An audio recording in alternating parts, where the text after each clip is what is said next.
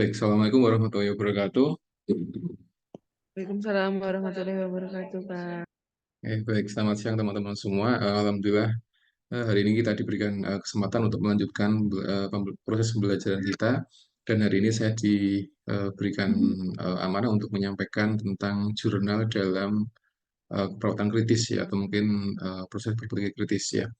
Baik, sebelumnya saya ingin review dulu materi saya kemarin di pertemuan sebelum UTS terkait apa itu definisi dari berpikir kritis ya.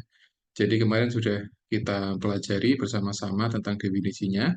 Jadi adalah satu proses di mana kita memaksimalkan fungsi dari kognitif kita untuk meminimalkan error dalam memberikan layanan perawatan dan juga memaksimalkan kesembuhan dari pasien ya. Jadi ini adalah poin penting dalam kita melaksanakan peran kita sebagai seorang perawat bahwa memang tujuannya adalah untuk meminimalkan error dalam memberikan satu tindakan keperawatan ya. Karena ini adalah satu prinsip di mana ketika kita memberikan satu asesmen atau diagnosa atau mungkin intervensi kepada pasien adalah harapannya adalah minim error atau mungkin tidak ada error sama sekali ya. Jadi misalkan kita memberikan obat, kita memberikan satu infus gitu ya, ya harapannya tidak ada error sama sekali, baik dari saat memasangnya, kemudian memberikan jenis infusnya dan sebagainya.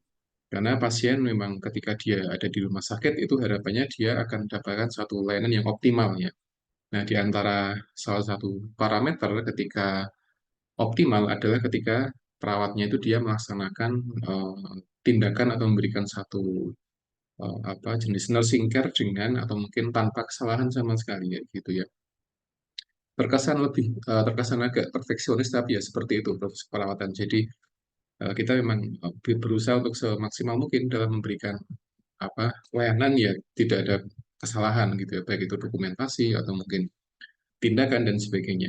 Makanya sebelum kita memberikan satu tindakan kepada pasien, kita perlu berpikir kritis dulu kira-kira fungsinya apa tindakan tersebut, kemudian manfaatnya apa buat pasien dan sebagainya. Nah, contohnya adalah ketika teman-teman akan mengambil darah pada seorang pasien misalkan ya. Nah, tentunya nanti ketika teman-teman akan mengambil darah ke pasien, itu yang pertama saya tekankan adalah dibaca dulu rekam medis pasiennya.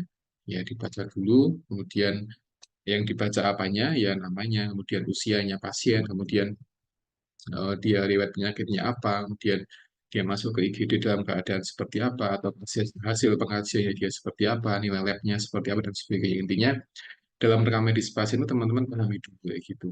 Kenapa? Karena jangan sampai kita mengambil darah pasien, tapi nanti ternyata pasien malah ini dia sedang atau dia terkena hepatitis atau mungkin HIV sehingga malah menularkan kepada orang lain ya gitu. Nah, makanya di antara cara untuk berpikir itu adalah kita berhati-hati terhadap semua tindakan yang akan kita berikan. Nah, gitu. Apalagi tindakan yang dia sifatnya invasif ya, injeksi atau mungkin mengambil darah atau mungkin infus itu kita teman-teman harus hati-hati ya. Jadi dipastikan membaca rekam medis pasiennya, kemudian dibaca riwayat penyakit pasiennya, kemudian apakah pasien dia menderita penyakit yang menular atau tidak itu teman-teman pastikan dulu sehingga ketika sudah mantap baru action kepada pasien gitu ya. Nah, ketika belum baru pertama kali mengambil darah atau infus dan teman-teman belum merasa yakin atau mantap ragu-ragu minta ditemani sama seniornya itu di antara cara yang bisa ditempuh.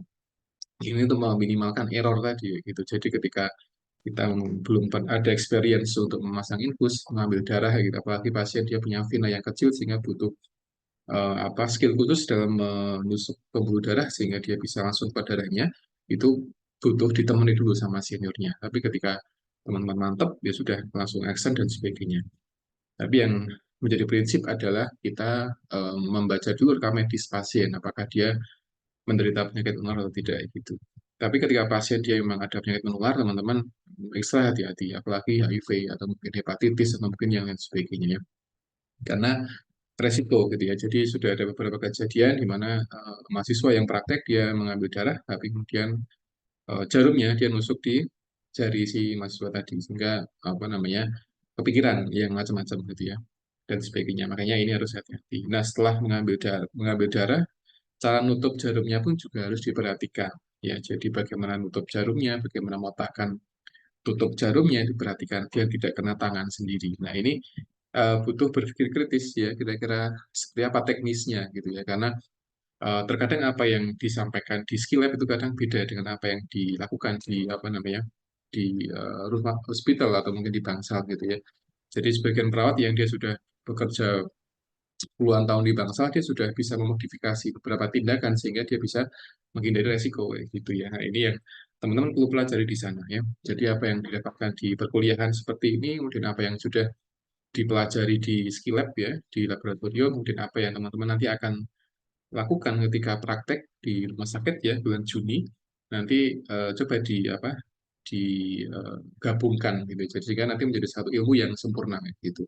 Di rumah sakit seperti apa, kemudian di kampus seperti apa, di lab seperti apa, kemudian digabungkan pengetahuan sehingga nanti akan dapat satu informasi yang lengkap gitu. Jadi antara apa teori, kemudian skill lab ya dengan pentom, kemudian dengan manusia langsung di hospital itu teman-teman akan bisa merasakan kira-kira seperti apa sih apa sensasi mengambil darah pasien atau mungkin infus dan sebagainya ya. Nah, meskipun terkesan sepele, masang infus, masukkan jarum ke pasien itu kan kita butuh kebiasaan, butuh skill, butuh satu critical thinking sehingga tidak salah nusuk ya. Salah nusuk artinya ketika menusukkan jarum itu nggak keluar darahnya, malah pasien kesakitan itu kan jadi problem. Nah, harapannya ketika kita belajar ini ya, proses berpikir kritis, harapannya nanti teman-teman bisa lebih hati-hati ketika di rumah sakit. Hati-hati dalam hal memberikan tindakan, hati-hati dalam mengkaji, hati-hati ketika memberikan satu injeksi atau obat-obatan dan sebagainya. Dan juga dalam berkomunikasi dengan apa praktikan yang lain, kemudian komunikasi dengan tenaga kesehatan yang lain sebagainya. Makanya ketika sudah praktek ya di rumah sakit ya yang pertama adalah jangan dianggap sebagai sebuah beban, tapi dinikmati aja. Kerjaan perawat ya seperti itu. Jadi ya apa memberikan edukasi ke pasien, ya interaksi dengan orang lain dan sebagainya. Jadi ya dinikmati aja. Jadi apa yang sudah dipelajari di kuliah ya coba diterapkan secara pelan-pelan di bangsa dan kepada pasien ya. Nah ini bagian dari berpikir kritis untuk meminimalkan error dalam memberikan layanan ya. Karena memang kalau kita tidak berpikir kritis nanti akan banyak kasus malpraktek yang muncul ya. Dan sebagaimana yang sudah kita amati di berita-berita itu kan sudah banyak kasus malpraktek dari aborsi dan sebagainya ya. Nah ini paling tidak kita bisa menghindari itu dan sampai kita apa namanya terjebak dalam satu tindakan yang mungkin kurang pas dari aspek etis dan sebagainya ya. Nah yang kedua adalah memaksimalkan kesembuhan pasien. Nah pasien itu ketika datang ke IGD, datang ke rumah sakit itu pengennya sembuh, bukan malah tambah tambah sakit. Ketika pasien datang di IGD dengan satu keluhan, ya harapannya ketika di rumah sakit ya keluhannya itu tidak nambah jadi dua, jadi tiga, jadi empat keluhan, bahkan sampai 10 keluhan itu jangan sampai ya. Jadi pasien ke IGD dengan dua keluhan, sesak nafas dan juga mungkin mual muntah, ya ketika di hospital ya dia ditangani mual tuh di gimana kan terapinya. Ya, sesak nafas diapakan itu kan sudah ada SOP-nya. Jadi diupayakan itu benar-benar dimaksimalkan. Jadi pasien keluhannya apa ya terapinya sesuai dengan simptomatik pasien keluhannya apa dan sebagainya. Jadi jangan sampai pasien datang ke IGD dengan dua keluhan di hospital 2 hari 3 hari jadi 5 keluhan ya. Pulang-pulang apa bawa dua keluhan lagi keluhan baru yang didapatkan di rumah sakit itu kan jangan sampai ya. Nantinya kita sebagai perawat juga harus mengamati, mengkaji perkembangan pasien dari ketika pasien masuk sampai dengan pasien dia pulang kayak gitu. Mungkin kita tidak bisa melihat langsung ketika pasien di IGD karena mungkin kita jaga di bangsal penyakit dalam misalkan ya. Tapi kita bisa membaca rekam medis pasiennya di IGD dia dikaji, kemudian dia apa keluhannya apa, kemudian dia mendapatkan terapi apa itu kita bisa bisa tahu ya gitu. Kenapa? Karena setiap tindakan, setiap asesmen itu kan akan diberikan satu dokumentasi, ditulis dan sebagainya, sehingga itu bisa kita baca dan kita bisa mengikuti apa-apa yang sudah tertulis di rekam medis dan kita laksanakan di bangsal untuk kita lanjutkan perawatan dan sebagainya gitu ya. Nah, ketika pasien dia memang hanya dua keluhan, ya ketika di rumah sakit ya dia harapannya dua keluhan itu sudah apa minimal berkurang atau mungkin sembuh ketika pasien pulang kayak gitu ya. Jangan sampai pasien pulang dia malah nambah keluhan baru sehingga pasien nanti komplain ya, dan sebagainya ya. Nah, kecuali pasien-pasien yang dia fraktur ya, fraktur datang ke IGD dengan kondisi pasien kecelakaan, fraktur itu dan dia butuh dioperasi dipasang gips, fraktur dia tidak bisa sembuh dalam beberapa hari, tapi dia berbulan-bulan. Nah, Itu yang perlu kita pahami. Artinya ketika pasien dia di rumah sakit, ya dia akan dapat terapi dan paling tidak bisa menstabilkan frakturnya, ya dipasang pen atau dipasang gips dan sebagainya. Nanti ketika pasien pulang, kita mengedukasi pasien kira-kira apa sih yang bisa dilakukan, apa sih yang tidak boleh dilakukan, kayak gitu. Sehingga nanti pasien bisa lebih cepat sembuhnya, kayak gitu. Karena orang yang sakit itu harapannya cuma satu, cepat sembuh dan tidak ada keluhan sama sekali. Cuman itu pasien itu ya. Jadi ketika pasien datang dan keluarganya ke rumah sakit, itu ya harapannya satu. Jadi keluhannya itu hilang, bukan malah bertambah. Hilangnya biasanya yang diharap-harap itu hilang dalam waktu yang cepat. Misalkan sehari 2 hari itu hilang. Nah, mungkin kondisi tertentu barangkali bisa, tapi ketika pasien kondisinya dia asma, kemudian pasien dia fraktur, pasien dia diabetes dan sebagainya, itu kan dia butuh waktu lama untuk sembuh. Tidak bisa sehari, 2 hari, 3 hari dia bisa sembuh, tapi butuh waktu barangkali berbulan-bulan, gitu ya. Bahkan pasien-pasien diabetes pun itu dia lama sembuhnya. Bahkan sampai sekarang masih terapinya masih yang benar-benar sembuh itu masih apa namanya belum ada. Atau mungkin kalau ada pun itu harganya cukup mahal ya gitu ya. Dan sekarang banyak dikembangkan terapi-terapi yang cangkok sel atau stem cell yang dia bisa menyembuhkan pasien DM yang dia sehingga nanti pasien itu benar-benar sembuh total, tidak ketergantungan insulin lagi gitu. Tapi itu sangat mahal dan di Indonesia masih belum banyak risetnya sehingga yang ada sekarang, yang ada sementara ini adalah pasien DM ya dia akan ini ya tinggal di rumah sakit sesuai dengan kondisi kegawatannya. Ketika pasien dia sudah hilang kegawatannya, dia pulang ke rumah dan dia menyetabilkan gula darah dan sebagainya. Itu yang perlu dipahami ya sehingga eh, apa sebagai seorang perawat ya kita memang sangat-sangat wajib berpikir kritis terkait apa yang dialami oleh si pasien tadi. Nah, ini baru salah satu dari sekian contoh kasus yang mungkin ada di rumah sakit ya. Yang pada dasarnya itu kesemuanya memang butuh apa butuh asesmen ya, kita butuh berpikir kira-kira gimana caranya sih biar pasien itu dia minimal errornya, gimana biar dia maksimal sembuhnya, biar pasien itu dia teredukasi dengan baik itu kan butuh satu apa berpikir ya kita memaksimalkan kognitif kita, teori kita dan sebagainya, pengalaman kita hingga bisa memberikan yang terbaik bagi pasien yang ada di bangsal gitu ya.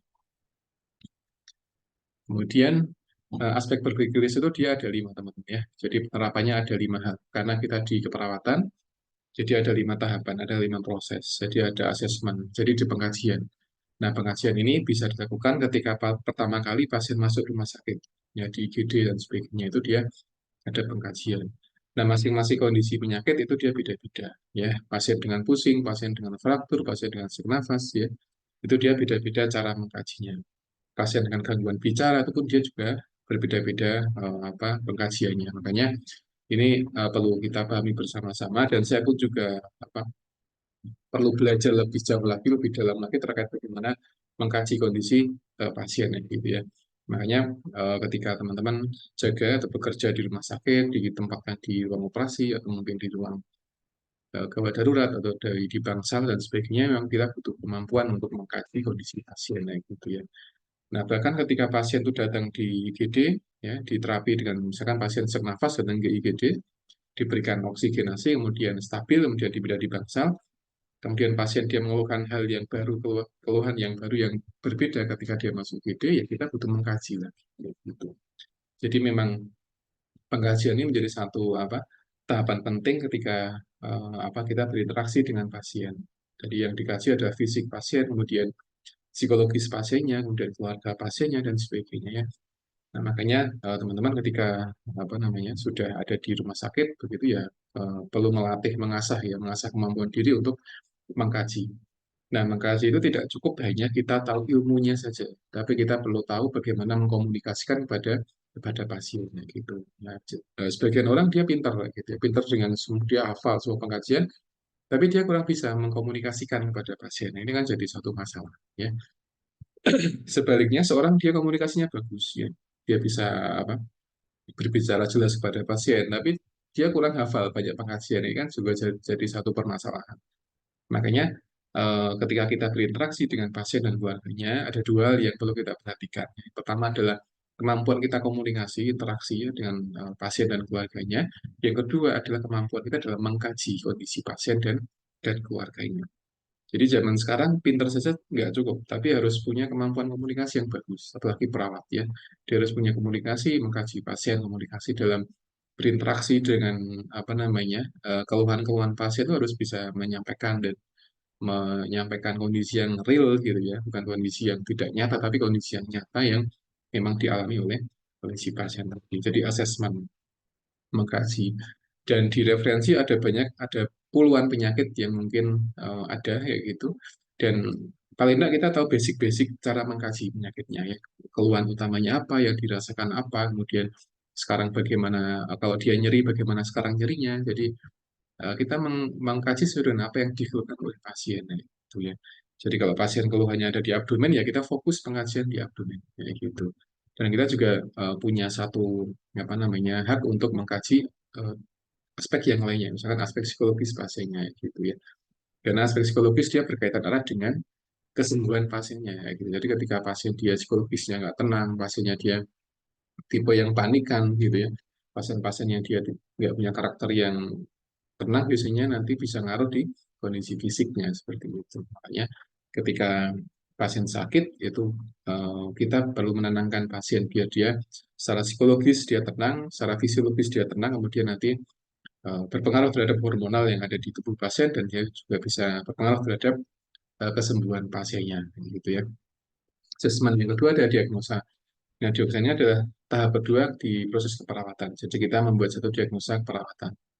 Nah, diagnosa keperawatan ini fokusnya pada permasalahan, pada tanda gejala, dan pada apa yang bisa kita amati dan sebagainya gitu ya. Dan tentunya di rumah sakit itu ada banyak profesi dan masing-masing profesi dia punya diagnosa sendiri-sendiri ya. Ada diagnosa medis, diagnosa perawatan dan sebagainya gitu. Makanya di keperawatan pun dia punya ini, punya ciri khas ya, dia punya masalah keperawatan, dia punya simptomnya apa dan apa dikaji dengan detail sehingga nanti ada diagnosa keperawatan ya gitu ya. Nah, ini bisa teman-teman pelajari di apa eh, panduan bagaimana merumuskan diagnosa keperawatan. Kalau dulu ada Carpenito, ada Nanda, sekarang SDKI itu kan dan sebagainya ya. Tapi SDKI itu dia turunan dari Nanda, sehingga biasanya kalau perawat di Indonesia mereka merujuknya kepada Nanda, tapi kemudian di format ulang lagi menjadi SDKI dan sebagainya kayak gitu. Nah, kemudian yang ketiga adalah planning. Jadi planning itu adalah perencanaan. Jadi ketika kita sudah mengkaji pasien, kemudian membuat diagnosa, kita juga perlu berpikir kritis bagaimana merumuskan tindakan pada pasien ya gitu. Nah, kira-kira apa tindakan yang cocok untuk apa namanya diberikan kepada pasien ya. Tindakannya apakah dengan mengukur tekanan darah atau mungkin memberikan apa alat bantu nafas atau mungkin dan sebagainya itu dirumuskan di planningnya atau intervensinya kayak gitu. Nah, setelah itu kemudian implementasi. Nah, implementasi ini biasanya adalah penerapan dari apa yang sudah direncanakan ya. Dan ini bisa kolaborasi, jadi bisa kolaborasi dengan tenaga kesehatan lain ya gitu, misalkan dokter atau mungkin farmasi atau mungkin dari apa kalau pasien dia memang ada permasalahan di ibadah, itu kita bisa kolaborasi dengan apa bina rohani atau pembimbing rohani yang ada di sebuah rumah sakit. Ya, itu bisa bisa jadi satu pendekatan yang bagus ketika pasien dia ada keluhan fisik dan juga keluhan yang berkaitan dengan ibadah sehari-hari ya. Karena banyak pasien-pasien itu ketika dia sakit di rumah sakit itu dia banyak yang meninggalkan ibadah. Ini kan rasanya iman-iman ya. Jadi orang sakit itu seharusnya semakin dekat sama sama Allah, tapi eh, kasusnya itu sebagian pasien dia enggan untuk ibadah. Kenapa? Karena mereka merasa ribet, karena harus ke toilet dan sebagainya. Padahal kita bisa mengajarkan pasien untuk tayamum ketika pasien memang dia tidak bisa untuk menggunakan air secara langsung ya tayamum, kemudian dia bisa sholat dengan duduk atau mungkin dengan berbaring atau dan sebagainya. Jadi mana yang paling mudah bagi pasiennya? Apalagi teman-teman yang nanti praktek di rumah sakit, apalagi dari Fikes Unima gitu ya. Jadi paling tidak ada aspek-aspek agama yang diterapkan, spiritual dan sebagainya gitu. Dan misalkan meningkatkan untuk apa namanya ibadah sholat atau mungkin yang lain sebagainya ya. Dan juga mengkombinasikan dari terapi-terapi medis atau mungkin terapi-terapi komplementer kalau memungkinkan diterapkan di bangsa gitu ya. Jadi selain terapi yang berkaitan dengan terapi agama atau spiritual ya, nanti terapi medis, kemudian terapi komplementer yang bisa diterapkan gitu ya, dan sebagainya. Kemudian evaluasi. Nah, evaluasi ini adalah tahapan dari kita mengecek ulang dari apa yang sudah kita berikan kepada pasien. Nah, semua proses itu dilaksanakan dengan apa berpikir kritis ya, kayak gitu. Jadi kita melakukan satu analisis kira-kira apa yang sudah kita lakukan itu sudah tepat atau belum, ya sudah pas atau belum, atau ada yang kurang, atau ada yang perlu ditambahkan durasinya, atau mungkin perlu diganti, atau mungkin perlu kolaborasi lain, itu kan ada di bagian evaluasi. Nah, ketika sudah evaluasi, nanti kemudian apa siklusnya muter lagi ke asesmen lagi dan sebagainya. Jadi ini adalah siklus proses keperawatan yang itu akan diberikan kepada pasien sama pasien itu kita rawat. Jadi ada asesmen, ada diagnosa dan sebagainya ya. Kalau diagnosanya kurang apa perumusan diagnosanya kurang tepat ya kita kembali ke asesmen lagi dan sebagainya. Jadi ini siklus yang apa dilakukan oleh para perawat ketika dia melaksanakan atau memberikan asuhan perawatan kepada pasien-pasien gitu. Oke. Nah, ini beberapa hal terkait berpikir kritis teman-teman ya. Jadi yang pertama adalah perawat yang bekerja lebih lama akan mudah berpikir kritis karena mereka punya pengalaman. Jadi di antara cara untuk kita bisa berpikir kritis di bangsa di hospital adalah kita punya pengalaman. Nah, ketika teman-teman praktek ya sekalipun baru sebulan 2 bulan itu tidak masalah, tidak apa-apa karena itu akan menambah pengalaman kita berinteraksi dengan pasien kayak gitu. Nah, berbeda rasanya ketika kita interaksi dengan pentong yang ada di lab dengan interaksi langsung ke manusia akan berbeda dan kita akan dilatih di sana, dilatih cara menyampaikan kok hasil pengkajian, hasil lab, kemudian bagaimana melatih senyum kepada pasien itu kan akan terlatih ketika teman-teman ada di bangsa kayak gitu ya. Jadi yang nanti akan barangkali akan di shift ya, shift pagi, shift siang, shift malam gitu ya.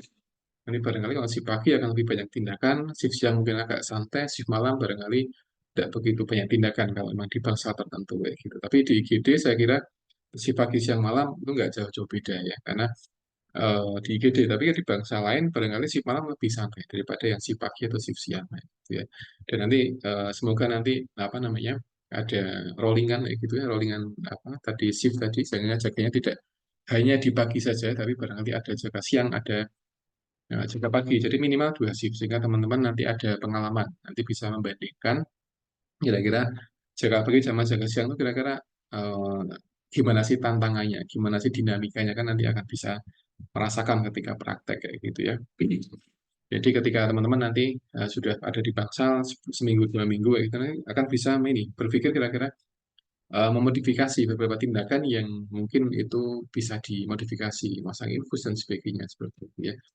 Tapi ketika kita tidak punya pengalaman di Bangsal ya akan susah untuk bisa berpikir kritis kayak gitu. Karena syaratnya adalah experience atau pengalaman. Jadi seorang itu dia bisa lebih kritis ketika dia sudah punya pengalaman. Nah, pengalaman itu bisa didapatkan ketika kita benar-benar meluangkan waktu untuk mencari pengalaman. Jadi, ketika besok teman-teman praktek di rumah sakit, ya dimaksimalkan untuk jaganya. Satu shift jam 7 sampai jam 2 dimaksimalkan. Interaksi dengan pasien, mengenal obat, kemudian mengenal tindakan-tindakan dasar gitu ya. Itu dimaksimalkan karena eman-eman kalau apa namanya satu shift itu kita nggak dapat apa-apa. Paling tidak ada tindakan-tindakan yang kita apa yang kita dapatkan gitu ya. Jadi nggak cuma hanya tensi atau mungkin ukur TTV, tapi tindakan lain yang itu sudah kita lakukan. Jadi tidak hanya observasi, tapi kita juga pernah melakukan. Itu kan bagian dari pengalaman ya. Kemudian yang kedua adalah memutuskan tindakan harus mempertimbangkan safety dari pasiennya. Nah, ini yang menjadi pokok. Jadi ketika kita akan memberikan infus, mengambil darah, ya dipastikan safety bagi pasien dan safety bagi kita. Jadi nggak cukup safety-nya bagi pasien saja, tapi perawat pun harus juga mendapatkan punya hak untuk mendapatkan satu keamanan ketika memberikan tindakan, ya gitu ya. Nah, teman-teman ketika besok mendapat instruksi untuk mengambil darah pada pasien-pasien yang risiko tinggi, misalkan hepatitis ya, kalau belum mantap, diminta ditemani sama seniornya. Jadi jangan bilang iya, sementara teman-teman masih belum mantap. Jadi minta ditemani ya, gitu ya, karena mungkin baru pertama kali dan butuh pendampingan dalam mengambil data, bagaimana meletakkan SPED atau apa jarum di tangan pasien kan butuh teknik sendiri biar ketika ngoblos langsung kena nggak beberapa kali gitu ya dan sebagainya ya. Intinya adalah memperhatikan safety pasien ya dan juga safety dari diri kita sendiri gitu. Yang ketiga adalah perawat yang selalu belajar akan mudah dikritis gitu. Nah, Makanya banyak teman-teman perawat yang senior itu kan dia dulu juga sekolah ya.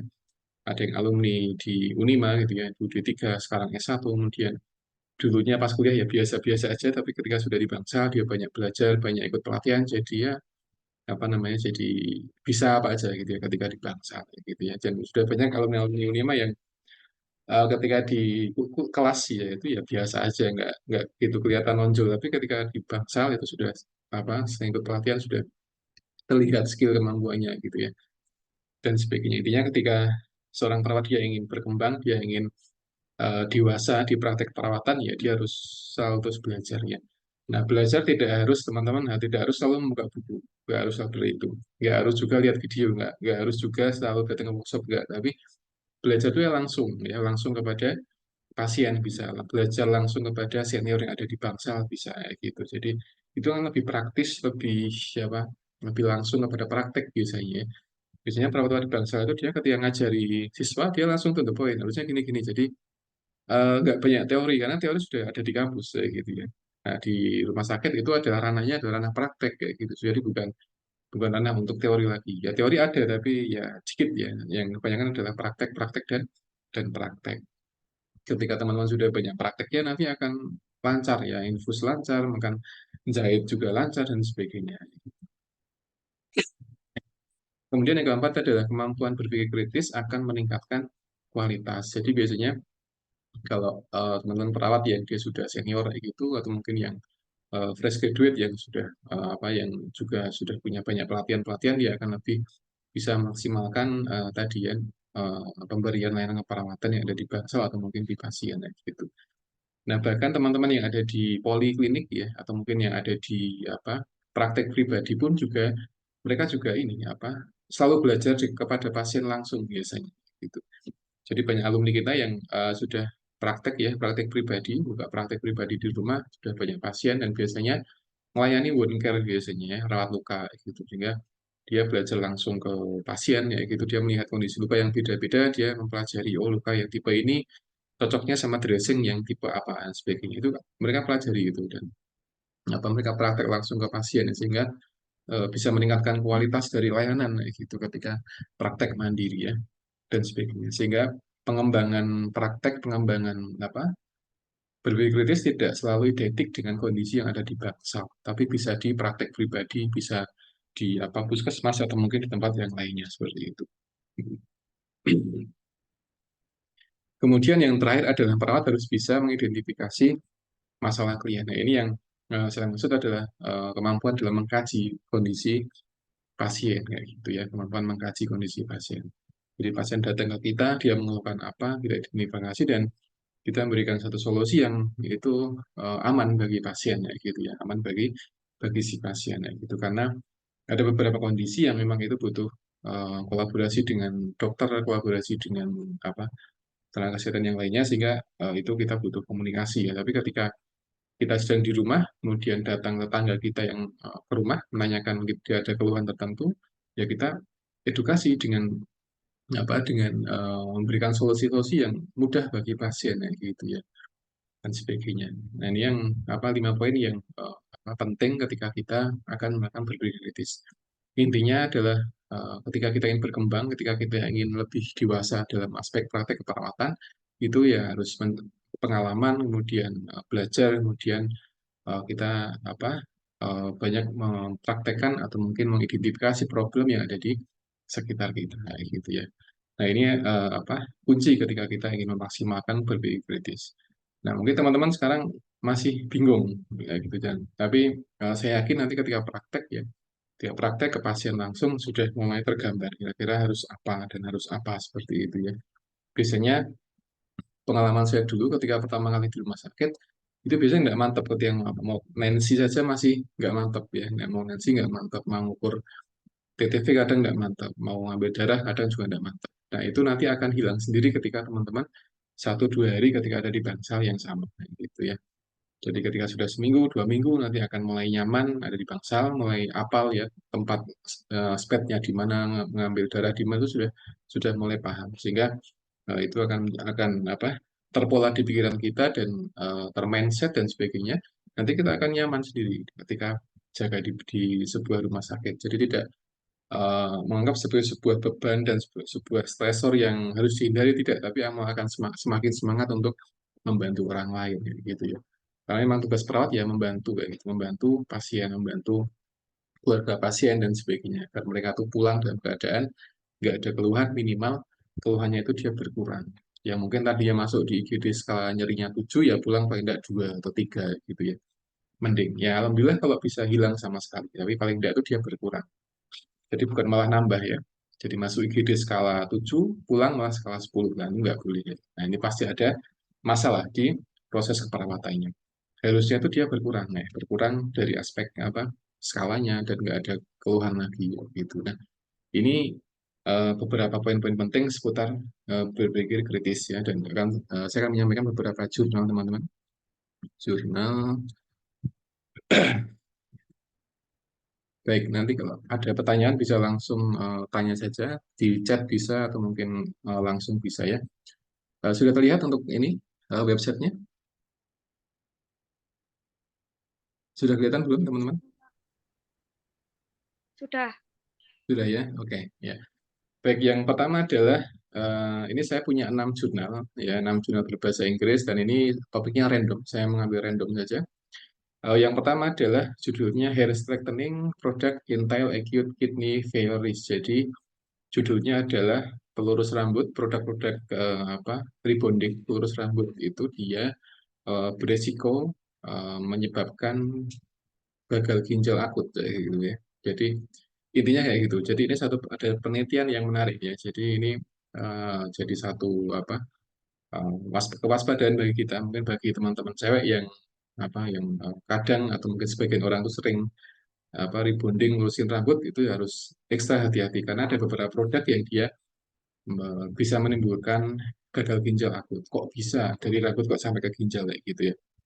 Karena pada dasarnya obat-obat yang topical terapi, jadi pelurus rambut itu merupakan contoh dari topical terapi, teman-teman. Topical terapi itu obat yang diberikan di luar tubuh kayak gitu. Dia bentuknya bisa apa saja.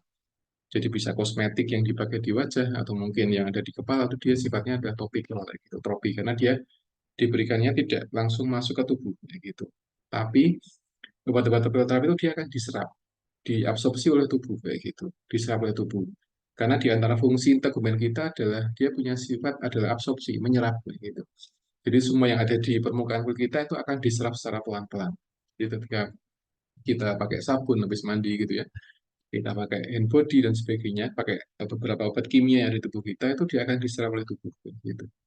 Nah, ketika diserap itu nanti dia akan diproses di pembuluh darah dan akan diputar di tubuh kayak gitu.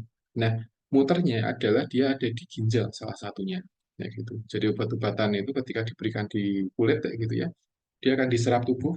Makanya obat itu ketika diberikan dia kadang masih lembab, basah ya, tapi setelah sekian lama dia jadi kering. Nah, kering itu salah satunya adalah ketika dia diserap tubuh ke bawah, diserap oleh kulit kayak gitu. Nah, diserap ke bawah, nanti dia akan diputar oleh arteri dan vena, dan dia sampai di ginjal.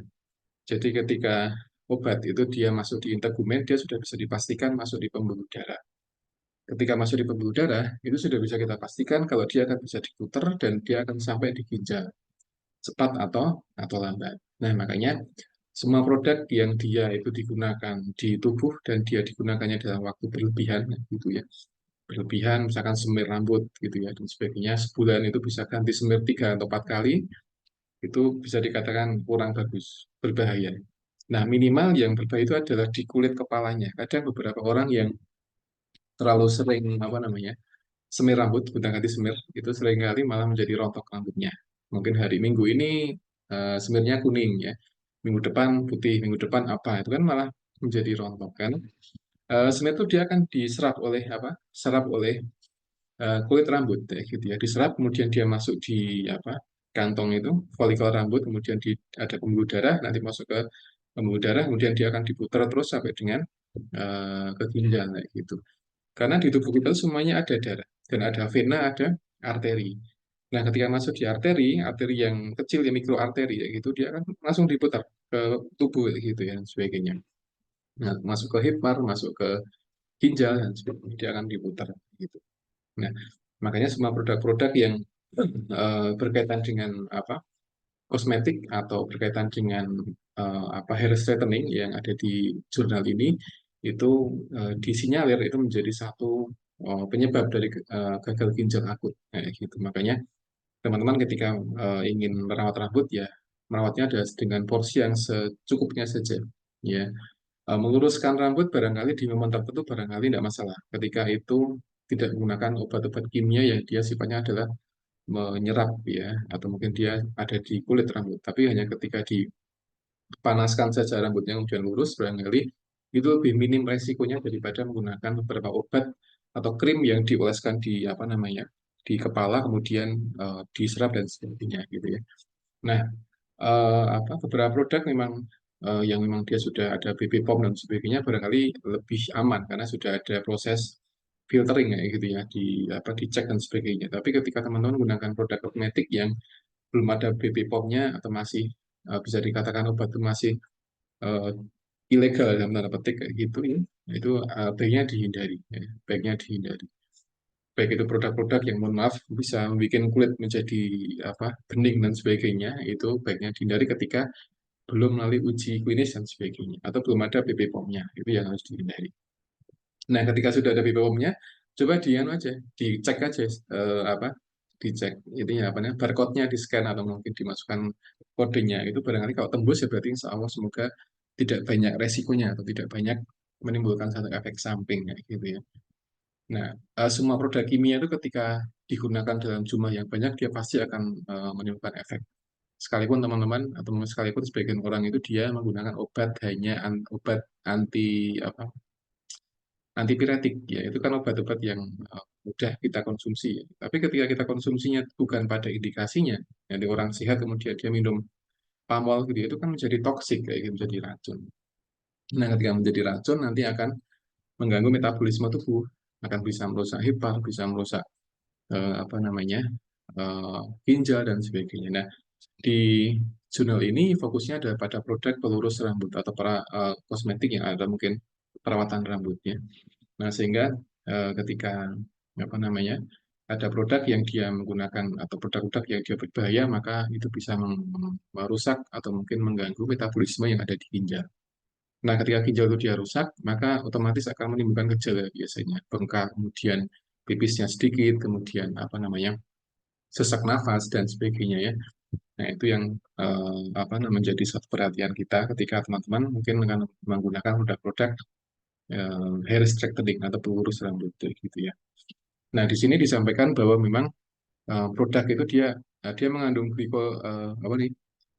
glioksilit ya, asam glioksilit dan dia berkaitan erat dengan ini gagal ginjal akut ya karena nanti akan ada akumulasi kalsium oksala di bagian ginjal. Nah, dia menjadi toksik bagi ginjal sehingga tidak bagus ya.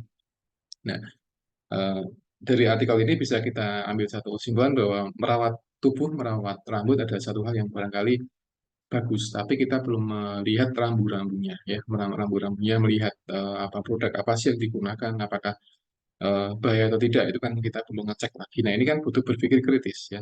Nah, teman-teman ketika lihat di Shopee, lihat di beberapa marketplace ya, Tokopedia dan sebagainya, ada produk yang murah, kosmetik yang murah, jangan dilihat murahnya, tapi dilihat seberapa fungsinya dan seberapa amannya. Itu yang terpenting ya. Karena nanti produk murah, kemudian digunakan malah merusak, itu malah jadi tidak bagus ya. Nah, sebagai contoh mungkin produk kosmetik yang ada merkurinya itu kan dia punya efek yang cepat ya. Dia bisa bikin wajah itu glowing dan sebagainya, tapi malah itu nggak bagus ya. Nggak bagus. Nggak bagusnya dia bisa membuat tipis lapisan epidermis gitu. Epidermis ketika tipis maka orang tuh dia mudah inflamasi, dia mudah mengalami peradangan namanya. Radang dan ketika dikukur dia menjadi kemerahan. Makanya sebagian orang yang dia menggunakan produk-produk yang bermerkuri itu biasanya wajahnya jadi merah gitu, jadi abang kayak gitu.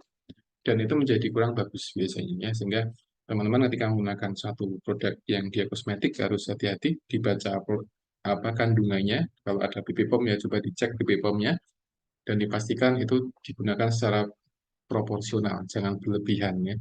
Karena semua yang berlebihan itu pasti tidak bagus, apalagi kosmetik. Nah, itu sudah banyak yang membuktikan malah menjadi semakin rusak wajahnya dan sebagainya. Nah, ini contoh tentunya. Ini jurnal yang pertama. Intinya ada beberapa produk yang dia apa sifatnya untuk hair straightening atau perawatan rambut atau meluruskan rambut itu dia menjadi satu penyebab gagal ginjal akut. Nah, ini perlu untuk diantisipasi teman-teman ya dan sebagainya. Kemudian yang kedua, ini jurnal yang kedua yang saya baca ini adalah asma tied to increase risk for multiple cancer. Jadi penyakit asma itu dia punya resiko atau dia beresiko untuk bisa meningkatkan resiko terjadinya kanker kayak gitu. Jadi pasien-pasien yang asma gitu baik itu asma kronis atau asma yang diakut itu paling tidak ada edukasi ke arah bagaimana mencegah kanker. Jadi misalkan dengan dietnya, kemudian dengan obat-obatan dan sebagainya ya. Karena kanker itu masih bisa dicegah. Jadi sekalipun pasien itu asma kayak gitu, kemudian apa namanya dia punya pola hidup yang sehat, dia mengurangi makanan-makanan yang dia sifatnya karsinogenik, maka dia bisa terhindar dari cancer. Tapi ketika pasien asma sementara hidupnya tidak sehat, mengkonsumsi makanan yang nggak sehat, nanti malah berisiko terkena cancer. Nah, di antara alasan kenapa kok asma itu dia bisa membuat atau memicu kanker adalah ketika orang asma itu dia eh, apa, mengeluarkan produk-produk inflamasi, teman. Jadi orang yang sakit atau orang yang asma, yang paru-parunya itu bermasalah, maka dia akan mengeluarkan produk-produk yang dia produk tubuh yang dia sifatnya menginflamasi tubuh. Gitu. Nah, produk yang dia menginflamasi tubuh, maka dia akan beresiko. Resikonya adalah jangka panjang dia bisa merubah DNA, ya, DNA dari sel, kemudian dia bisa merusak susunan perkembangan sel dan sebagainya, sehingga resikonya adalah bisa menimbulkan kanker. Gitu. Nah, kanker yang disinyalir atau yang disebutkan di sini adalah melanoma, kemudian kanker darah, kanker ginjal, ovarium dan sebagainya. Gitu. Jadi ini beberapa jenis kanker yang sudah diamati dari beberapa riset teman-teman ya. Jadi ini sudah ada risetnya dan sebagainya dari beberapa orang yang menderita kanker asma dalam waktu yang lama itu dalam jangka waktu tahun tertentu maka dia bisa ini terkena beberapa jenis kanker tadi kayak gitu ya. Ada melanoma, ada kanker ovarium, ada kanker paru-paru dan sebagainya. Bahkan sampai kanker ginjal. Ini pasien yang menderita asma gitu. Makanya solusinya apa? Solusinya adalah ketika teman-teman mungkin merawat pasien asma di rumah sakit atau di mana saja, itu selain edukasi terhadap penyebab asma, yang kedua ada edukasi berkaitan dengan bagaimana mencegah kanker. Apalagi kalau yang kena kanker adalah wanita yang masih produktif kayak gitu, ya itu diedukasi terus ya gitu. Jadi cara makan, kemudian obat-obatan dan sebagainya. Biar apa? Biar dia tidak kena risiko di kemudian hari ya gitu. Karena kanker itu masih bisa dicegah, masih bisa dicegah. Ya. Beda dengan asma. Asma itu ketika ada orang tua dia punya anak, maka anaknya jadi kena resiko asma. Meskipun tidak selalu seperti itu.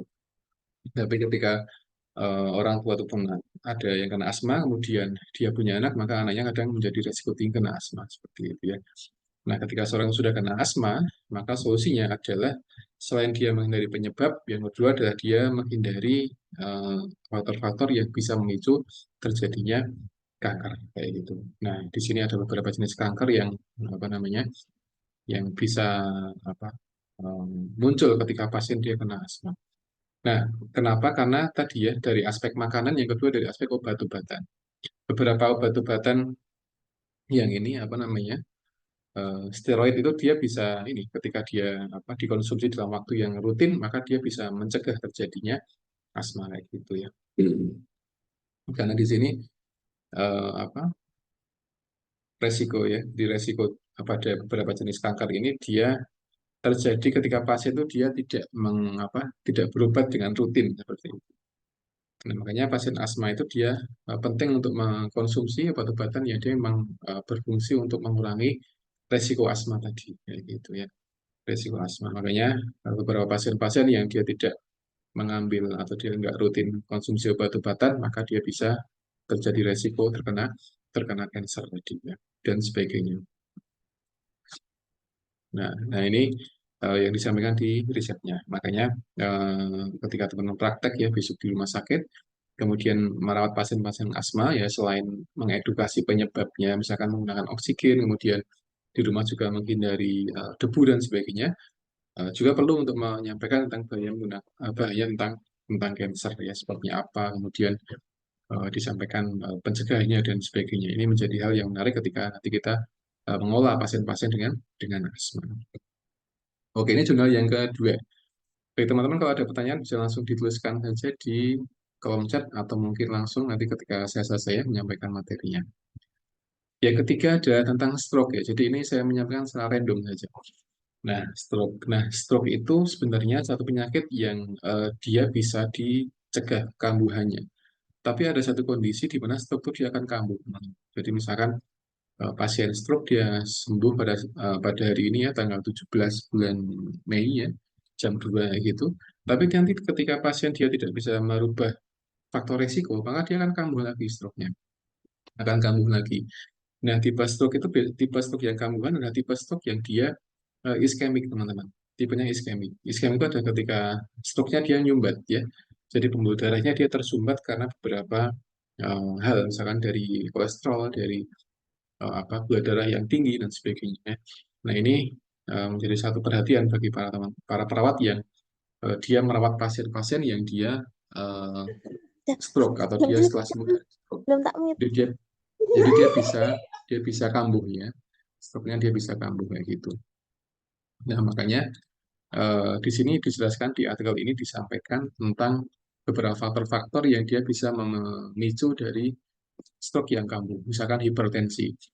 Makanya pasien yang stroke yang masuk di rumah sakit itu kadang dia punya sebab yang dia beda-beda. Kadang ada yang hipertensi, kadang ada yang diabetes, ada yang hiperlipidemia, dan sebagainya. Nah, kita perlu berpikir kritis kira-kira pasien ini dia kenapa sih gitu. Nah, kita perlu tahu sebabnya apa. Misalkan pasien dia kena hipertensi masuk ke rumah sakit, kemudian dia juga kena stroke, ya yang kita jadi fokus edukasi adalah bagaimana caranya menurunkan tensinya si pasien tadi, kayak gitu. Tensinya 200, kadang ada yang tensinya di atas 200, itu sudah biasa yang sering dialami oleh pasien-pasien yang dengan kondisi stroke kayak gitu. Nah, sayangnya hipertensi itu kadang tidak semuanya dia menimbulkan keluhan kayak gitu. Jadi pasien-pasien yang mengalami hipertensi itu kadang tidak semuanya dia ada keluhannya. Kadang ya pasiennya biasa aja, tapi tensinya kadang 200, kadang 200 lebih, dan sebagainya kayak gitu ya. Makanya ketika seorang itu dia sudah di atas 40 tahun, atau mungkin lansia, itu ya perlu ngecek rutin tekanan darah. Nah, apalagi sekarang trennya itu banyak anak-anak remaja yang juga mulai hipertensi. Gitu. Nah, teman-teman yang ada di kelas ini, saya sarankan untuk ya kalau rutin ngecek tensi. Ya, ketika mungkin skill lab praktek, ya coba dicek tensinya kira-kira berapa. Ini itu perlu dilakukan secara rutin karena sekarang trennya itu banyak anak-anak remaja, anak-anak dewasa yang dia kena stroke di usia muda ya, gitu. Nah, seringkali mereka tuh tidak memperhatikan faktor resikonya. Jadi hipertensi dan sebagainya itu dia nggak kurang perhatikan sehingga tiba-tiba dia lumpuh sebelah, tiba-tiba dia nggak bisa jalan, nggak bisa ngomong, itu kan jadi satu permasalahan yang juga mengganggu di masa perkembangan dan pertumbuhan si anak tadi kayak gitu ya.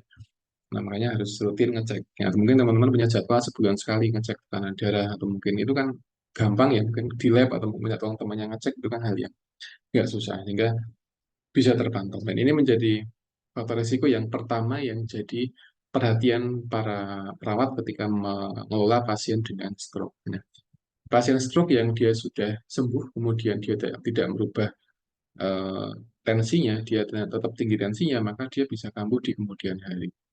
Nah, sebagian riset menyampaikan kalau kambuhnya itu minimal 1 tahun, teman-teman. Setahun.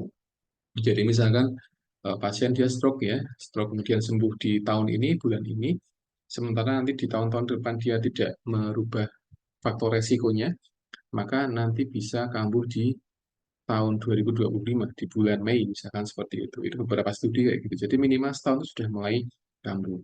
Nah, ketika kambuh, nanti pasien datang ke rumah sakit lagi dengan keluhan yang sama, hipertensi dan dengan stroke lagi, seperti itu. Nah, ini yang perlu kita jadikan satu perhatian bahwa stroke dia bisa kambuh. Nah, kambuhnya kadang setahun 2 tahun baru dia kambuh lagi ya gitu ya. Makanya dia harus rutin ngecek tensi. Nah, sekarang hipertensi adalah ketika tensinya itu dia lebih dari 130 mm merkuri per 80 atau 90 ya gitu, yang terbaru seperti itu. Jadi sudah bukan 140 lagi, tapi 130 per 80 atau 90 itu sudah bisa dikatakan sebagai hipertensi. Jadi ketika seorang remaja di tensinya 135/100 itu sudah hipertensi ya gitu. Nah, ketika hipertensi ya dia perlu ngecek, dia perlu introspeksi diri, kira-kira apa sih yang bikin tekanan darah tinggi? Apakah makanannya, atau mungkin pikirannya, atau mungkin hal yang lain itu kan juga banyak faktor yang bisa membuat orang itu dia hipertensi ya. Kalau tahun-tahun kemarin tuh masih 140 per 90 atau per 100 untuk hipertensi, tapi sekarang sudah berbeda untuk cut off-nya, sudah berbeda untuk batasan minimalnya. Sehingga ketika kita jaga poli, ketika teman-teman mungkin di bangsa penyakit dalam, tensi pasien kayak gitu, tensinya 135/100 itu sudah hipertensi. Ya, itu kita harus sering ngecek tensi biar tahu kita tensinya berapa. Gitu. Nggak harus setiap hari ya, mungkin sebulan sekali, minimal sebulan sekali untuk ngecek tensi. Tidak harus setiap hari ngecek tensi ya.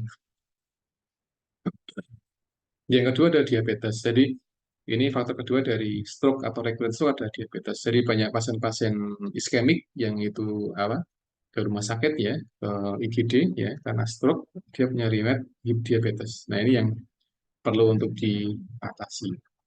Nah, gimana mengatasi pasien diabetes? Solusinya adalah mengendalikan gula darah biar tidak terlalu tinggi. Misalkan batasan 200 sampai 300.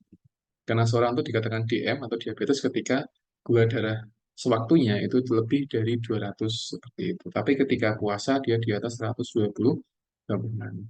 Nah, ketika pasien itu dia sudah diabetes berarti kan sudah di atas 200 tensinya. Nah, ketika seperti itu ya berarti kita mengendalikan gula darahnya ya.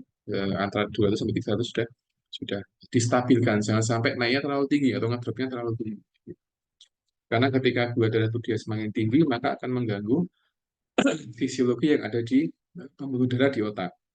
Nah, ketika terganggu, maka dia akan menyebabkan tadi ya, iskemik ya, dan sebagainya, akan kematian jaringan, kemudian pasien bisa tiba-tiba stroke kayak gitu. Nah, ini diabetes.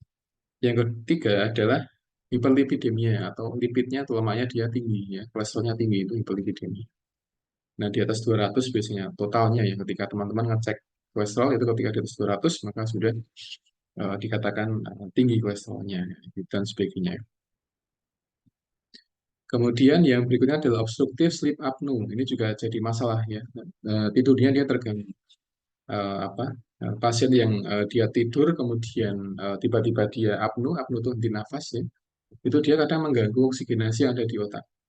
Makanya pasien-pasien dengan gangguan obstruktif sleep apnea itu dia paling tidak ketika tidur ya posisinya adalah posisi yang semipolar atau tidurnya jangan supinasi karena resiko. Ya, resiko.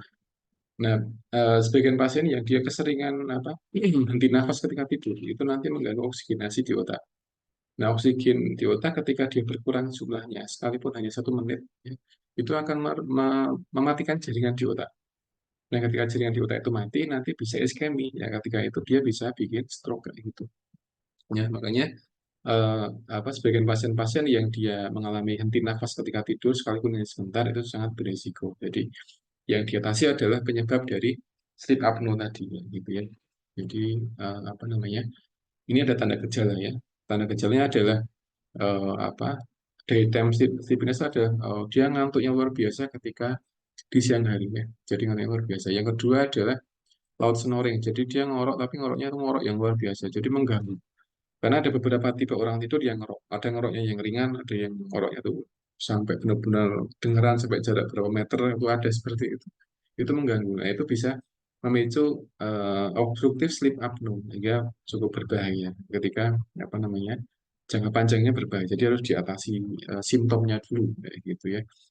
Ini bisa bikin stroke. Jadi aspek tidur pun dia bisa memicu stroke. Tidak hanya hipertensi, nggak hanya DM, nggak hanya lipid, tapi tidur pun juga bisa memicu ketika bermasalah tidurnya. Yang berikutnya adalah penggunaan tembakau atau mungkin smoking ini jelas ya. Jadi toksik yang ada di rokok itu dia bisa merusak ke jaringan yang ada di otak dan dia bisa mengganggu oksigenasi di otak dan bisa membuat iskemi. Iskemi itu kondisi ketika jaringan tidak cukup oksigen. Nah, oksigen tidak cukup kenapa? Karena ada sesuatu yang menghalangi. Nah, yang diantaranya adalah nikotin tadi. Nah, nikotin dia bisa menghalangi oksigenasi. Semua tubuh mengganggu, termasuk juga di bagian otak sehingga dia bisa bikin iskemi ketika ngerokoknya adalah jam waktu yang lama.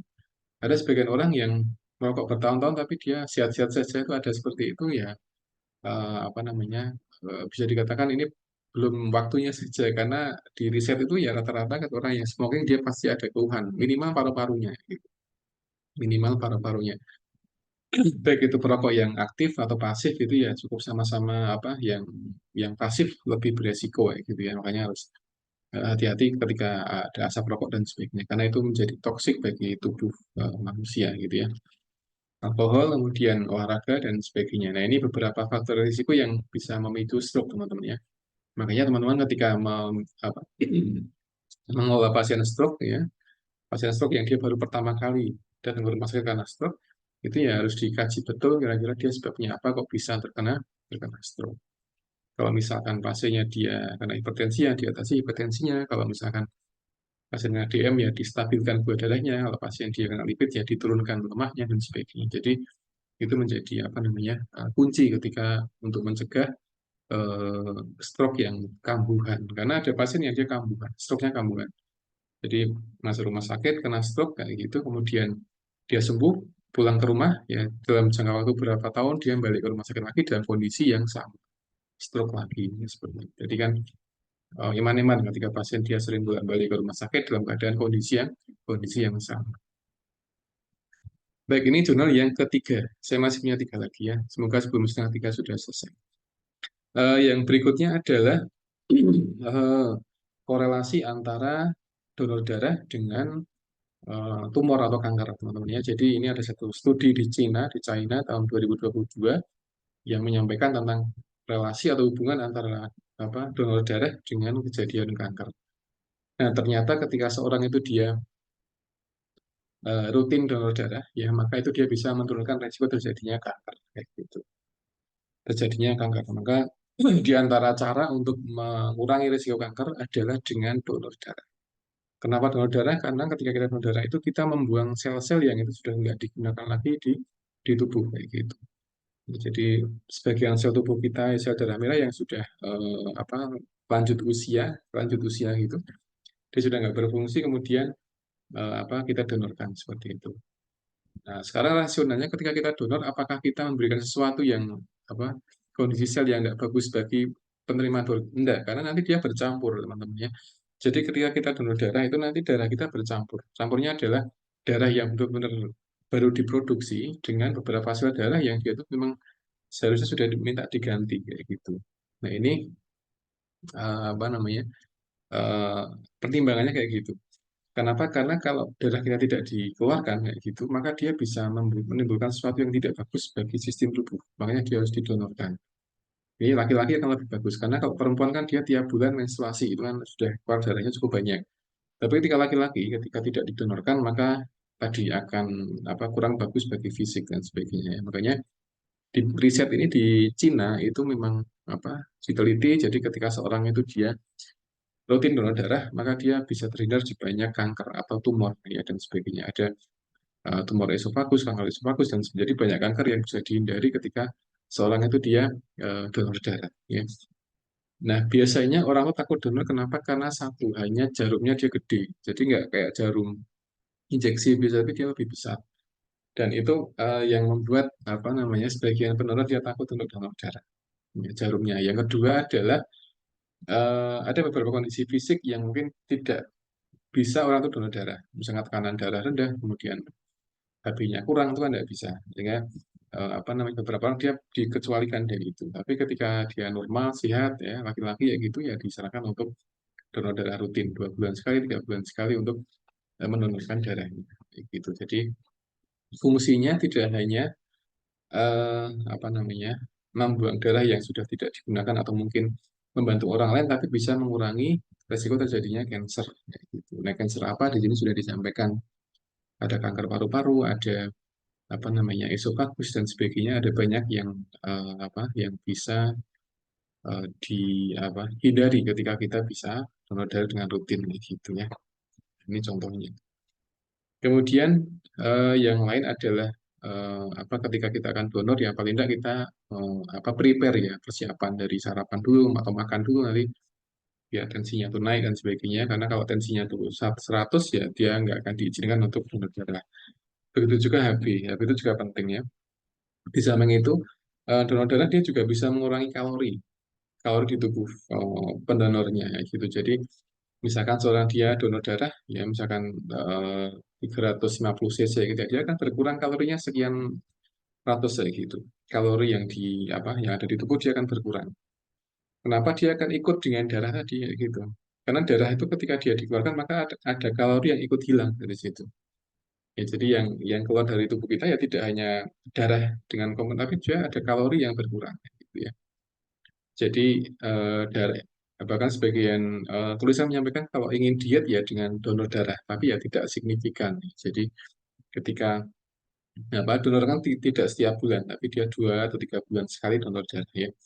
Nah, ketika kita tuh donor di 2 bulan sekali, berarti nanti ada kalori yang hilang. Sekian ratus itu nanti bareng dengan apa namanya dengan darah yang keluar kayak gitu. Jadi kalori kita hilang, kemudian apa volume tubuh kita jadi berkurang dan berat badan pun jadi ikut berkurang kayak gitu. Tapi berkurangnya hanya sekian cc, tidak sekian ratus cc kayak gitu ya. Karena seorang tidak boleh donor melebihi 500 atau mungkin 1 liter tidak boleh karena sudah berbahaya. Karena sudah melalui penelitian. Jadi sekali donor yang paling tidak 350 atau mungkin maksimal 500 cc ya. Dulu pas saya di Thailand 500 cc jadi setengah liter. Tapi di Indonesia 300 sekian, jadi nggak sampai 500 cc ketika donor. Nah, itu contoh saja teman-teman ya. Jadi donor darah dia punya banyak manfaat. Jadi selain membantu orang lain, selain bisa menyehatkan fisik, ternyata juga bisa mengurangi risiko terjadinya kanker atau mungkin tumor atau keganasan yang lain. Jadi mungkin teman-teman yang belum pernah donor, coba sekali 2 kali donor, nanti akan merasakan manfaat dari donor tadi ya. Oke, ini jurnal yang keempat. Kemudian jurnal yang kelima, ya saya masih 2 lagi.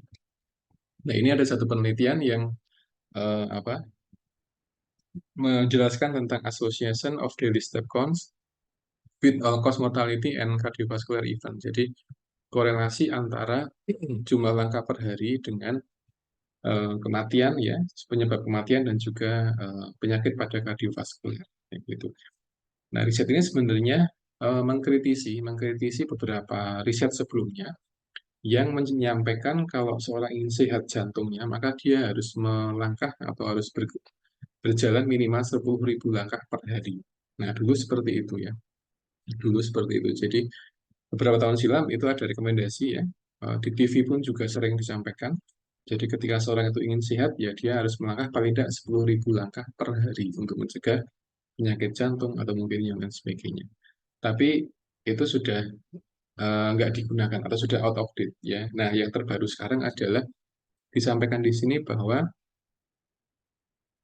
seorang itu ketika dia melangkahnya 2.600 sampai 2.800 langkah per hari itu sudah cukup signifikan dalam menurunkan apa namanya penyakit kardiovaskular atau mungkin mengurangi risiko terjadinya kekambuhan pada penyakit kardiovaskuler. Nah, sekarang sudah berbeda. Yang tadinya 10.000 langkah per hari sekarang sudah berbeda seperti itu. Ya. Nah, ini bisa menjadi satu bahan edukasi mungkin ketika teman-teman jaga di bangsal penyakit dalam atau di poli penyakit dalam gitu ya, atau poli jantung itu ketika ada pasien yang tanya gitu tetap terkait langkah berapa langkah pada hari ya bisa disarankan ini. Jadi ya paling enggak 2.000 atau 3.000 langkah per hari sudah cukup untuk mengurangi risiko terjadinya kekambuhan penyakit jantung atau mungkin yang lain sebagainya ya. Nah, akan lebih bagus ketika bisa meningkatkan dosis langkahnya, misalkan lebih dari 8.000 langkah per hari. Tapi itu hanya rekomendasi. Tapi yang paling minimal yang sudah bisa mencegah adalah 2.600 sampai 2.800 langkah per hari. Itu sudah cukup. Ya, jadi nggak perlu sampai 10.000 langkah per hari. Nah, sekarang kan kita sudah banyak aplikasi untuk menghitung langkah per hari. Misalkan dengan kita browsing di Google Play Store ya atau mungkin yang lain sebagainya ada langkah penghitung langkah per hari itu kan bisa kita gunakan untuk itu. Jadi sekarang sudah canggih teknologinya sehingga sudah banyak aplikasi yang bisa digunakan untuk mengukur langkah kita per hari itu berapa ribu kayak gitu. Nah, misalkan dalam satu hari kita sudah jalan kaki sebanyak 2.800 atau 3.000 itu sudah cukup untuk mengurangi resiko penyakit jantung kayak gitu. Hanya saja ya untuk mencegah penyakit jantung tidak cukup hanya apa jaga ke langkah saja, tapi juga ada faktor lain yang perlu untuk dilakukan ya, nutrisi, kemudian stresor dan apalagi kan banyak banyak variabel yang perlu dilakukan untuk mencegah biar nggak terjadi penyakit jantung. Tapi secara tinjauan aktivitas fisik, tinjauan apa olahraga yang ringan kayak gitu, jumlah langkah 2.600 sampai dengan 2.800 per hari itu sudah sangat signifikan untuk menurunkan resiko penyakit jantung dan juga kematian dari penyakit jantung kayak gitu ya, dan sebagainya. Jadi ini beberapa riset yang yang menurut saya sangat penting untuk kita sampaikan kepada pasien-pasien yang dia menderita atau ada risiko penyakit jantung kayak gitu. Kemudian yang terakhir teman-teman ya, yang terakhirnya adalah berkaitan erat dengan 6 cara untuk menurunkan risiko kanker kolon atau colorectal cancer. Ya, ini saya ambilnya dari American Cancer Society, jadi asosiasi yang menangani apa kanker yang ada di Amerika. Dan ini biasanya jadi rujukan oleh nakes-nakes yang ada di Indonesia ya.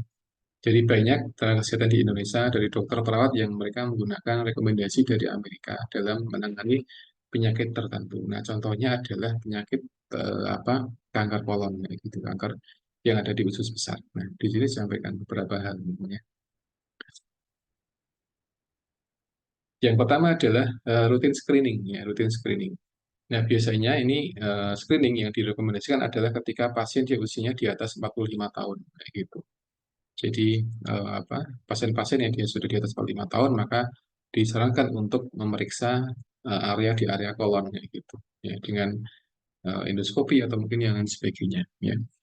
Karena resikonya tinggi. Jadi banyak kasus kanker kolon itu dia diawali dari usia 45 tahun kayak gitu. Jadi memang di usia itu memang usia-usia yang bisa dikatakan usia yang cukup rawan terjadinya kanker, sehingga disarankan oleh asosiasi untuk memeriksa eh, kolon ya di usia di atas 45 tahun atau minimal di 45 tahun gitu.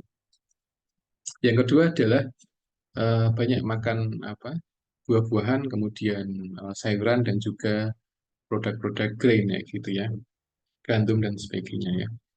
Eh, ini juga jadi solusi teman. Jadi ketika seorang pasien dia ingin terhindar dari kanker kolon ya, di antara solusinya adalah dia diet tinggi, sayuran dan juga buah-buahan dan juga tepung seperti itu. Nah, ini juga jadi perhatiannya. Yang ketiga adalah get regular exercise. Jadi ini yang juga penting ya. Jadi olahraga itu penting untuk menurunkan berat badan dan sebagainya, sehingga ini menjadi berkurang resiko dari ini kanker kolonnya ya. Yang keempat adalah mengendalikan dari berat badan. Ini juga jadi satu hal yang sangat penting teman-teman, karena banyak dari pasien-pasien yang dia mengalami kanker kolon karena obesitas yang tinggi. Jadi obesitas ada level-level yang ada grade-nya, dan kebanyakan yang dia mengalami kanker ketika dia obesitasnya sudah mencapai tahap yang level 2 atau 3. Jadi beratnya sudah ratusan kilo dan sebagainya, itu sangat sangat berbahaya, sehingga disarankan untuk menjaga atau menurunkan berat badan gitu ya. Yang kelima adalah tidak merokok. Ini adalah langkah kelima untuk menghindari terjadinya kanker kolon ya. Karena rokok dia bisa memicu, dia selain masuk di paru-paru, dia bisa masuk di pencernaan ya. Masuk pencernaan, kemudian dia toksinnya dia bisa menempel di dinding-dinding usus, termasuk juga di usus besar gitu, dan dia bisa merusak susunan sel yang ada di sana. Selnya rusak, kemudian dia bisa nanti menjadi inflamasi, kemudian dia menjadi pemicu dari kanker yang ada di kolon. Gitu.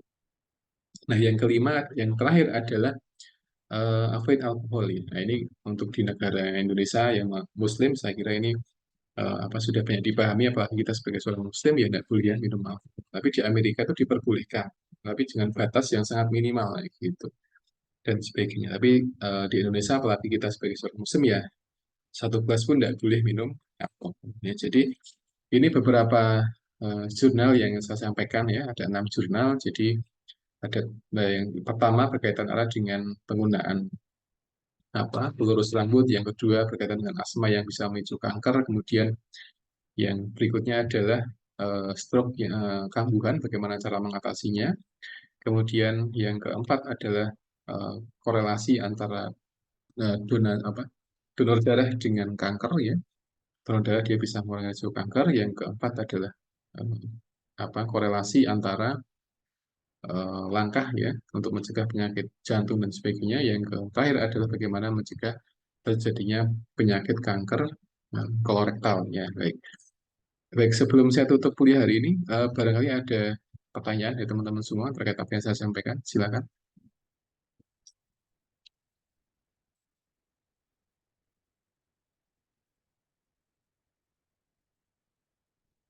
Ada pertanyaan? Silakan.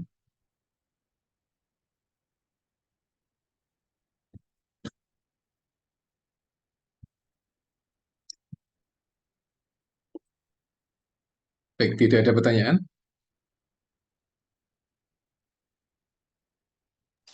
Sementara belum ada. Belum ada ya. Oke, ya, oke, baik. Baik, kalau nggak ada pertanyaan, saya kira cukup teman-teman ya untuk kuliah hari ini. Dan ini adalah pertemuan terakhir karena saya memang hanya satu pertemuan untuk mata kuliah ini ya di pertemuan setelah UTS, dan semoga apa yang kita pelajari bisa kita ambil manfaatnya bersama-sama. Dan ini Zoom-nya saya rekam ya, sehingga nanti teman-teman bisa saya sharekan linknya untuk rekamannya, dan semoga bisa diambil manfaatnya gitu ya. Baik, mungkin itu dapat saya sampaikan, dan terima kasih atas perhatian teman-teman semua, dan saya ini Assalamualaikum warahmatullahi wabarakatuh. Waalaikumsalam warahmatullahi wabarakatuh. Terima kasih, Pak. Ye. Pak.